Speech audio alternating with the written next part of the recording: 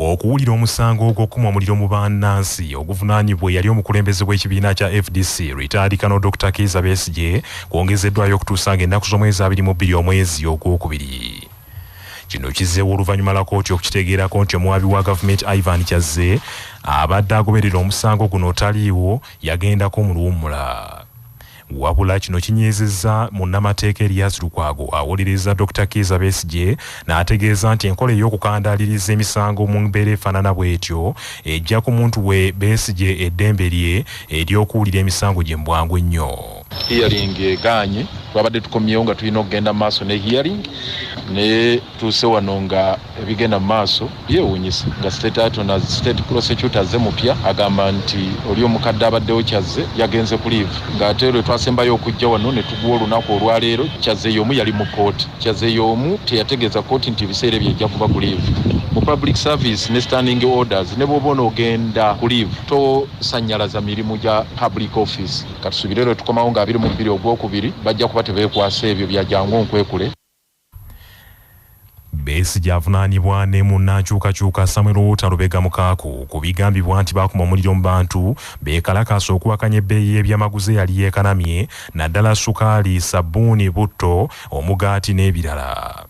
Kigambibwa nti ababiri bano baakwatibwa lubona mu bitundu by'omu kikuubo Shauliako mu Kampala nga 14 omwezi ogw'omukaaga omwaka ogwedde bwe baali bakunga abantu beekalakaasa okuwakanya ebbeeyi y'ebintu munda wakati mu kibuga Kampala.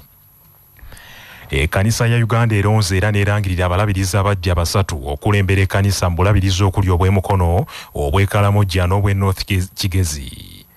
Omutesiteeso omukulu ku kitebe ky'ekkanisa ya Uganda Reverend Captain Canon William Ogeng akakasizza nti mu lukiiko lw'abalabirizi olutuuziddwayo Lweza balonze Reverend Canon Enos Kitto Kagodo ng'omulabirizi ow'okutaano ow'emukono ng'ono abadde avuganya ne Reverend Godfrey Sengendo ku kifo kino.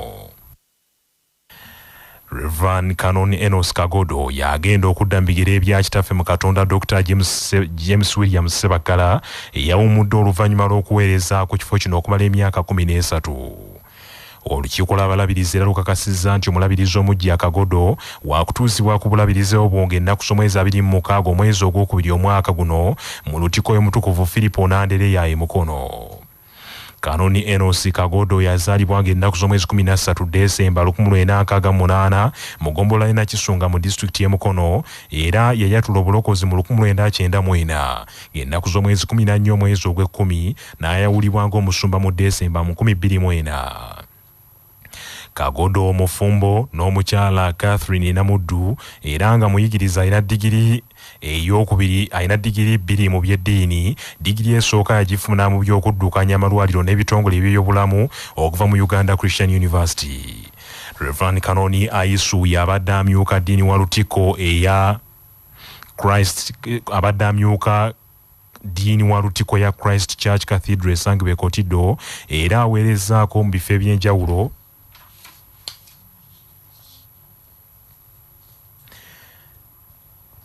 ebyo nga biri bityo. Kanoni Kagodo agenza okulondebwa nga yabadde akulira entambuza y'emirimu ku kitebe ky'obulabirizi obw'emukono ng'ayitibwa Provost wa Lutiko yaweererezaako ng'omusumba era n'aweerezaako nga Ssaabadiikoni era omukwanaganya w'ebyobulamu mu bulabirizi obwo.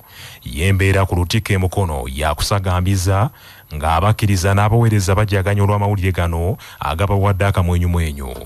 Omusasi waffe Majori Nikita Mpanga ali Mukono n'ebisingawo.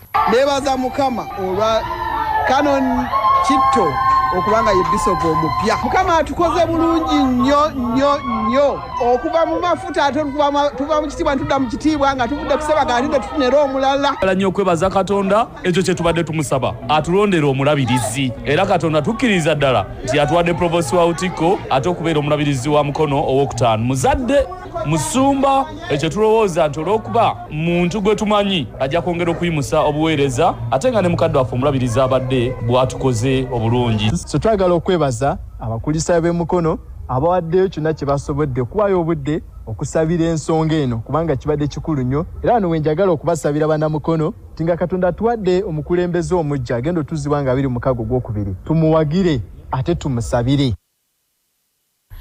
Oyo ye mwogezi w'obulabirizi bw'emikono omubuulizi Deriki Kaddu Mbojjanyi viika w'obulabirizi Reverend Edward Muyomba Ssenyonga n'abakristaayo abamu kubasanyuse era ababinuse mu kitundu ekyo oluvannyuma lw'okuwulira amawulire ag'okulondebwa kw'omulabirizi omujja. Ekkanisa ya Uganda mu ngeri y'emu eronze Reverend Onesimus Asiimwe okuba omulabirizi wa North Kigeza ow'omukaaga ng'ono ye waakutuuzibwa nga 12 omwezi ogwokusatu omwaka guno ku mikolo eginaabeera ku lutikko ya Emmanuel Ekinyasaano mu disitulikiti y'e Rukungiri. Omulabirizi omulonde Asiimwe Onesimus azze mu bigere by'omugenzi Benon Magezi eyafa ekirwadde ekya COVID-19 mu 2021 mu ddwaliro ekkulu ery'e Mulago.